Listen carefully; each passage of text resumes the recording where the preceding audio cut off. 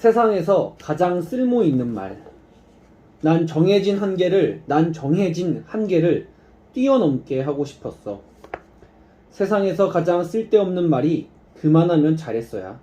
영화 위플래시. 하지만 나는 이 세상에서 가장 쓸모 있는 말이 그만하면 잘했어 라고 생각한다. 영화 위플래시에서 플래처 교수는 제자를 최고의 연주자로 만들기 위해 세상에서 가장 쓸데없는 말이 그만하면 잘했어야 라고 채찍질을 한다. 그만하면 잘했다고 생각하면서 안주하면 자신의 한계를 뛰어넘을 수 없기 때문이다. 물론 제자에 대한 깊은 애정에서 나온 말이다. 하지만 나는 세상에서 가장 쓸모있는 말이 그만하면 잘했어 라고 생각한다. 자신에게도 타인에게도 잘했어라는 말만큼 힘과 용기를 주는 말도 없기 때문이다. 최선을 다했는데도 한계를 넘지 못할 때가 있다. 그럴 때는 그만하면 잘했다고 자신의 노고를 인정하고 스스로 격려하자. 그래야 다시 도전할 수 있는 힘을 얻게 된다. 고개를 들어라. 각도가 곧 태도이다. 프랭크 시나트라. 나태주 시인의 시 내가 나를 칭찬함에는 이런 구절이 있다. 오늘도 흰 구름을 나는 흰 구름이 아니라고 억지로 우기지 않았음. 오늘도 풀꽃을 만난 나는 너를 알지 못한다. 얼굴 돌려 외면하지 않았음. 이것이 오늘 내가 나를 진정 칭찬해주고 싶은 항목임. 찾아보면 그만하면 잘했다고 칭찬할 수 있는 일이 얼마든지 있다. 더 잘해야 한다고 너무 자신을 채찍질하지 말자. 지금까지 잘하고 있는 모습을 찾아 따뜻한 마음으로 격려하자. 어떤 사람을 바꾸는 데는 그 정도밖에 못해? 라는 채찍질보다 그만하면 잘했다 라는 격려가 훨씬 더 큰 영향을 미치며 깊은 울림을 준다. 그건 자기 자신을 바꿀 때도 마찬가지다. 요즘 이 정도면 잘하고 있다고 생각하는 일은 무엇인가? 대충 넘어갈 줄도 알아야. 뭐든 너무 완벽하려고 하면 오히려 완벽과 더욱더 멀어진다. 쉽게 지치고 앞으로 나가지 못하기 때문이다. 지나치게 잘하려고 해서 오히려 더 이상 잘할 수 없는 것을 완벽의 마비라고 한다. 아주 뛰어나지 못해도 그 일 자체를 즐기고 과정을 즐기다 보면 조금씩 나아진다. 무슨 일을 하든 이루고자 하는 마음을 갖되 완벽을 추구하지는 말자. 완벽을 추구해야 더 나아질 수 있다. 하지만 매사에 너무 완벽하려고 하지 말자. 오래 버티지 못한다. 너무 다그치면서 자책하지 말자. 금방 지친다. 완벽주의자는 자신뿐 아니라 다른 사람도 지치게 한다. 완벽주의자는 손님을 초대할 때도 지나치게 완벽하게 준비하려고 하기 때문에 손님이 오기도 전에 진이 빠진다. 그들은 작은 결점도 용납하지 못한다. 논문을 쓸 때도 거의 모든 시간을 참고 자료를 찾는 데 쓰고 산더미 같은 자료들을 뒤지느라 녹초가 된다. 완벽을 추구하는 한 마음의 평화는 결코 올 수 없다. 평화로운 마음을 유지하면서 지치지 않는 힘으로 끝까지 가려면 기준을 조금 낮추고 대충 넘어갈 줄도 알아야 한다. 조금 모자라고 서툴러도 자신을 소중하게 여기자. 나를 사랑한다는 것은 나 자신의 불완전함을 인정하고 마음에 드는 나뿐 아니라 마음에 들지 않는 나도 받아들이며 강점뿐 아니라 약점도 인정하는 것이다. 아마존의 어느 원주민 부족은 목걸이를 만들 때 일부러 흠집난 구슬 한 개씩 끼워 넣는다. 이 구슬을 영혼의 구슬이라고 부른다.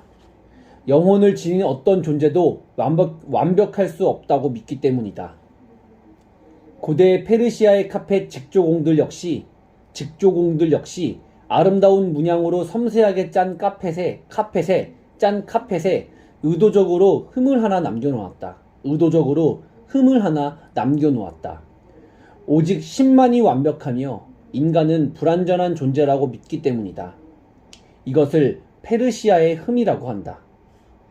이 두 가지 이야기는 더 완벽한 행복과 더 안전한 삶에 집착하는 우리에게 불완전함이야말로 지극히 인간적인 것이니 완벽함을 추구하려고 전전긍긍하지 말고 불완전함을 평화롭게 받아들이라는 가르침을 준다. 자신과 다른 사람에게 너그러운 이는 완벽을 추구하지 않는다. 불완전하다고 비난하거나 질책하지도 않는다. 완벽을 추구하기보다 적당한 선에서 매듭지을 필요가 있는 일은 무엇인가? 칭찬보다 더 효과적인 것. 누군가를 변화시키는데 격려만큼 좋은 것은 없다. 자기 자신을 변화시킬 때도 마찬가지다. 그리고 가장 지속적이고 강력한 효과를 발휘하는 격려는 자기 자신에게 하는 자기 격려다. 칭찬은 대단한 효과가 있다. 잘했을 때. 그러나 격려는 더욱더 대단한 효과가 있다. 실패하거나 실수를 했을 때도. 처참한 기분이 들 때 친구의 진심 어린 격려 한마디가 희망의 싹을 틔워주는 단비가 된다. 포기하고 싶을 때 가족이 건넨 격려 한마디는 어둠에서 탈출할 수 있는 한 줄기 빛이 된다. 절망에 빠졌을 때 들리는 선생님의 따뜻한 격려 한마디가 한 사람의 인생 행로를 바꾼다.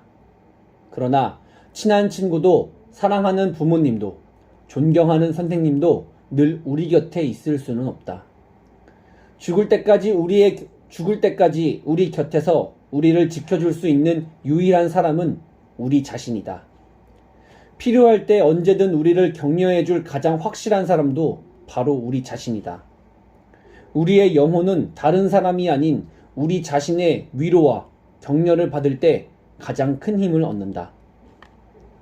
내면에 숨어있는 잠재 능력을 끌어내 실현할 수 있는 동력 중 가장 강력하고 지속적인 힘을 발휘하는 것은 자기 격려다.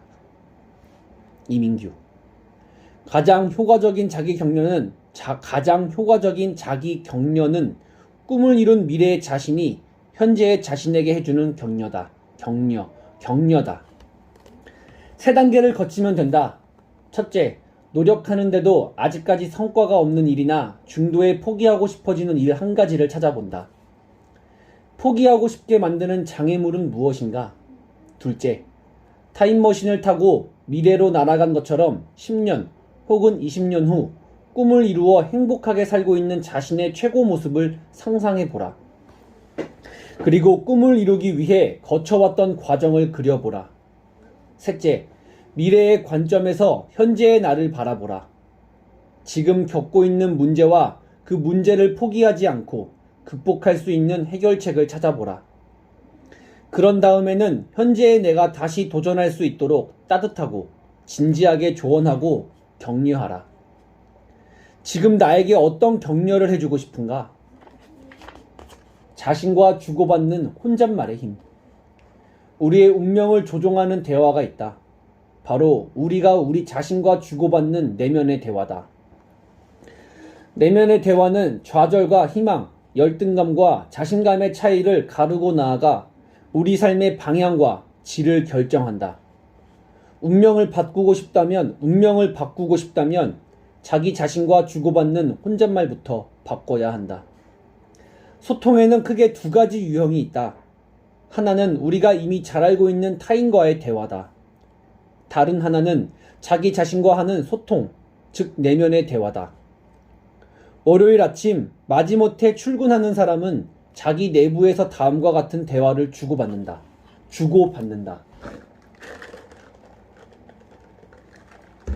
에이, 또 월요일이야? 정말 일어나기 싫어. 아, 짜증나. 하지만 목구멍이 포도청이니 어쩔 수 없이 나가야지. 반면 즐거운 마음으로 집을 나서는 사람은 다르다. 우와, 월요일이다. 갈 곳이 있고 할 일이 있어서 좋지. 맞아. 그러니 힘들더라도 짜증내지 말자. 어차피 할 일이라면 남보다 일찍 가서 즐겁게 일하자. 말에는 마법 같은 힘이 있다. 말에는 마법 같은 힘이 있다. 혼자 하는 말은 머릿속에서 나와 우리 몸의 세포 속으로 스며들어 우리의 몸과 마음을 움직인다. 안 된다, 싫다, 못하겠다. 같은 부정적인 말은 불만을 부르고 가능하다, 좋아, 해볼 거야 같은 긍정적인 말은 행복을 가져온다. 오늘 우리가 무심코 주고받는 내면의 대화가 우리의 인생을 바꾼다. 내면의 대화를 바꾸려면 어떻게 해야 할까? 우리가 사용하는 단어를 바꾸면 된다. 생각과 대화는 모두 단어들로 구성되기 때문이다.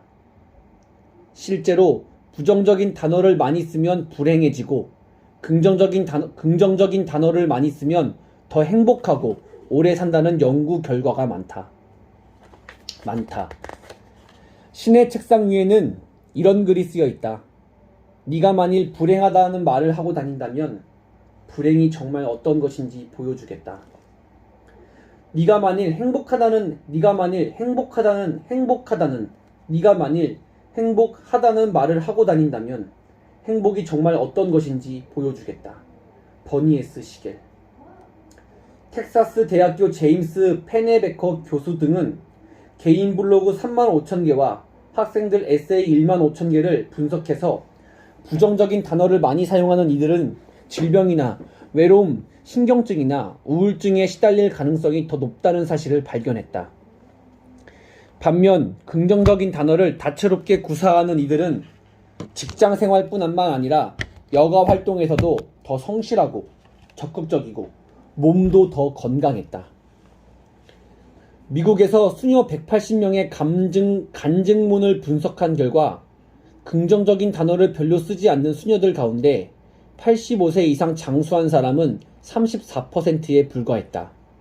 반면 매우 행복한, 정말로 기쁜과 같은 긍정적인 단어를 많이 쓴 수녀들 중 85세 이상 장수한 사람은 무려 90%나 되었다. 행복하려면 부정적인 단어를 줄이고 긍정적인 단어를 늘려야 한다. 다행스럽게도 우리가 선택할 수 있는 단어는 모두 공짜다. 오늘 하루를 행복하게 마무리하기 위해 나 자신에게 들려주고 싶은 가장 긍정적인 말은 무엇인가? 파리의 시선으로 바라보기. 살면서 겪게 되는 여러 가지 괴로움은 자기거리 두기 실패에서 비롯되는 경우가 많다. 자기거리 두기는 자신과 심리적 거리를 유지함으로써 자신의 경험과 감정에 너무 빠져들지 않고 객관성을 유지하게 해 부정적인 감정을 덜어준다. 자기거리 두기에는 공간적 거리 두기와 시간적 거리 두기가 있다. 공간적 거리 두기란 자기 자신과 거리를 두고 제3자가 되어 객관적으로 자신을 관찰하는 것을 말한다. 예를 들어 누군가와 다투거나 가족 때문에 몹시 화가 날 때 잠시 자신이 천장에 붙어있는 파리라고 상상하고 그 파리의 눈으로 자기 자신을 바라보는 것이다. 파리가 나를 지켜보면서 무슨 생각을 할지, 그리고 나에게 어떤 말을 해주고 싶을지 생각해 보는 것이다. 그러면 이런 생각이 들 수 있다. 별일 아닌데 당신이 너무 흥분한 것 같아. 거리를 두고 자신을 멀리서 바라보면 좀 더 침착하고 평온한 태도를 취할 수 있다. 당연히 나중에 후회할 일도 그만큼 줄어든다. 자신이 무의식적으로 하고 있는 행동을 제대로 이해하려면 한 걸음 물러나 바라볼 필요가 있다. 메들린 반 헤케. 멀리서 보면 당신은 내 친구처럼 보여요. 당신은 내 친구처럼 보여요. 친구처럼 보여요. 당신은 내 친구처럼 보여요. 당신은 내 친구처럼 보여요. 이렇게 돼. 당신은 내 친구처럼 보여요. 당신은 내 친구처럼 보여요. 당신은 내 친구처럼 보여요.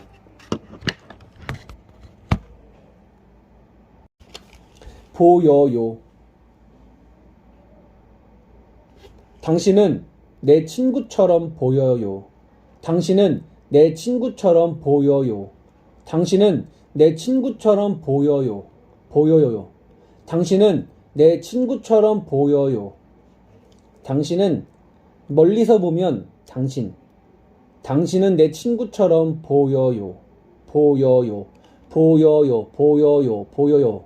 보여요. 보여요. 멀리서 보면 당신은 내 친구처럼 보여요. 내 친구처럼 보여요. 내 친구처럼 보여요. 내 친구처럼 보여요. 보여요. 멀리서 보면 당신은 내 친구처럼 보여요. 우리가 비록 전쟁 중일지라도 멀리서 보면 난 도저히 이해할 수가 없어요. 무엇 때문에 이렇게 싸우는지. 멀리서 보면 조화롭게 보이죠. 지상에 메아리 치는 소리가 들리나요? 그건 기쁨의 노래.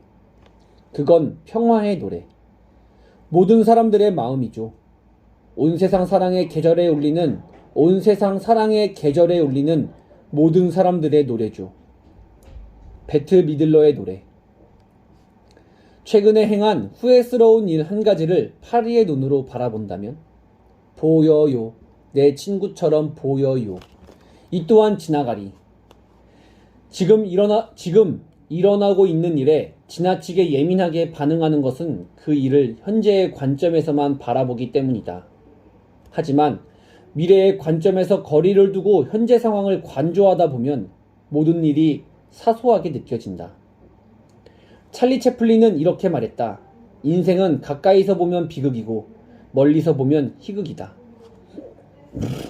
가까이서 보면 모든 것이 커 보이고 멀리서 보면 모든 것이 작아 보인다. 어떤 일 때문에 견딜 수 없이 화가 나거나 실망스럽고 슬플 때 잠깐 멈추고 10년 후의 나를 생각해보자. 그리고 이렇게 자문해보자. 그때도 지금처럼 심각하게 느껴질까? 가까이서 보면 모든 것이 커 보인다. 레이 달리오. 심리학적 연구 결과들에 따르면 시간적 자기거리 두기를 유연하게 할 수 있는 사람은 감정 통제를 더 잘하고 상처에서 더 빨리 회복하는 것으로 밝혀졌다. 어느 날 다윗 왕이 궁중 세공인에게 명령했다. 짐을 위해 아름다운 반지 하나를 만들라. 그 반지에는 내가 큰 승리를 거둬 기쁨을 억제하지 못할 때는 그 마음을 가라앉혀주고 큰 절망에 빠졌을 때는 내게 용기를 줄 수 있는 글귀를 새기도록 하라. 세공인은 왕의 명령대로 아름다운 반지를 만들었지만 아무리 머리를 짜내도 왕을 만족시킬 수 있는 글귀를 생각해낼 수가 없었다.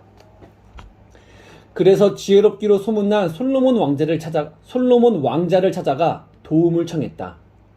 왕자님, 큰 기쁨에 대한 흥분을 가라앉히고 동시에 큰 절망에 용기를 줄 수 있는 글귀로 어떤 것이 있을까요? 그러자 솔로몬 왕자가 말했다. 이 글귀를 반지에 새겨 넣으시오. 이 또한 지나가리. 곧 지나가리.